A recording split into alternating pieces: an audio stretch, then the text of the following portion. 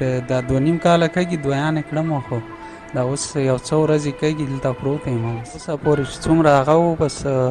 مصرف وکړی شو اوسه په دې نه پس کې اوس نور وس هم نشته دی نو دوایي که پریشان وي بس مرسته داسې مرسته شي دا تکلیف هم په جوړ شي ورسره د المقدس خیریه بنسټ قدرمنو لیدونکو السلام علیکم ورحمت الله وبرکاتو قدرمنو لیدونکو لکه څرنګه چې تاسو ته بهتره معلومه ده چې د یتیمانانو د کونډو او د هغه مریضانو ویډیوګانې موږ په تاسې ګورو د هغو مریضانو حال په تاسې ګورو چې هغوی د ستاسې مرستې ته اړتیا لري بعضې داسې مریضان وي چې که هغوی کم مصرف ته اړتیا لري نو موږ یې همداسې شخصي د ملګرو نه هم ورته راخلو په بنسټ کې چې موږ سره څه وي هغه هم ورته ورکوو خو کله چې بیا مصرف ورباندې زیات راځي نو بیا موږ پر تاسې باندې غږ کوو اوس زموږ یو بل ورور چې د ګردو بیمار دی او که چېرته ورسره مرسته ونه شي نو بدبختانه چې د غټ مشکل سره مخ هم دی او خدای مه کړه د مرګ په خوله کې پروت دی نو له تاسې مرسته غواړو درنو ملګرو چې د دغه ورور سره که ستاسې په هره برخه کې ورسره رسېږي که نغدي مرسته مو له وسه کېږي که پاکستان ته د اوښتو مرسته مو سره د وسه کېږي په هسپتال کې اپریشن منئ چې د افغانستان دننه یا د پاکستان دننه یا د نورو بهر هېوادونو ورونو باندې غږ کوو چې د دغه ورور سره مرسته وکړئ سانو رفیع الله څه تکلیف ورته دی ګردو تکلیف او ګردو او څومره وخت چې هسپتال کې دا څه وایي چې دا 2.5 کاله کېږي دویانې کړم خو دا اوس یو څو ورځې کېږي دلته پروت یم اوس هسپتال کې د 15 ورځې به شي نور علاج دلته کېږي پېښور له تګ امکانات شته دلته نور علاج نه کوي کته د امکانات باید چې وشي غواړي چې کته پېښور ته اوس انتقال کا او وسته څه حساب دی مطلب کولی شي ځان له پېښور کې علاج وکړي نشي کولی نه اوسه پورې چې څومره هغه و بس مصرف وکړی شو اوسه په دې نه پس کې اوس نور وس هم نشته دی چې مصرف فلحال دوی دلته هسپتال والا کوي خپله شخصي اخلي لږ هسپتال والا راکوي بس لږ یو ځای بل ځای نه پیدا و بس او څه پاتې کېږي اوس ته نور تا خو ویل چې مطلب اوس نه خبره وته اوس چې دوی مې د اخیستو تاوان شته کې نشته نه نور تاوان راکې نشته اوس مجبور یې کور ته لاړ نو څه غواړې د ملګرو نه د ورونو نه چې مطلب تا سره همکاري وکړي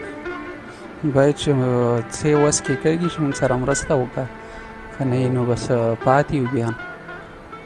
مرسته شي لپاره غواړې اپریشن پکړې دوی په غواړې نو دوایي که پریشان وي بس مرسته داسې مرسته شي دا تکلیف هم په جوړ شي ورسره ورونو دغه ورور چې څومره خپل وس مطابق څومره پیسې د لرلې یا څومره وس و په هغې باندې ځان له دغه تقریبا 2.5 کاله خپل علاج وکړ خو اوس یې ګردې دواړه کمزوري شوي دي او اکثره ډایلایسس کوي نو کو تاسو ورسره همکاري وکړئ کېدای شي دا پېښور ته لاړ شي او ستاسو په همکارۍ باندې دا ځان ته هلته علاج وکړي او د ده ګردې اوس هم څه شانس شته چې بېرته فعالې شي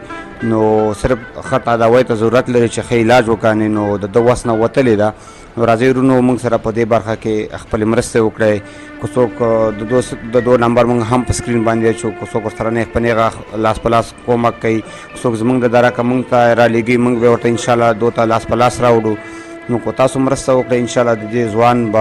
ژوند به بد شي او دا به د خپل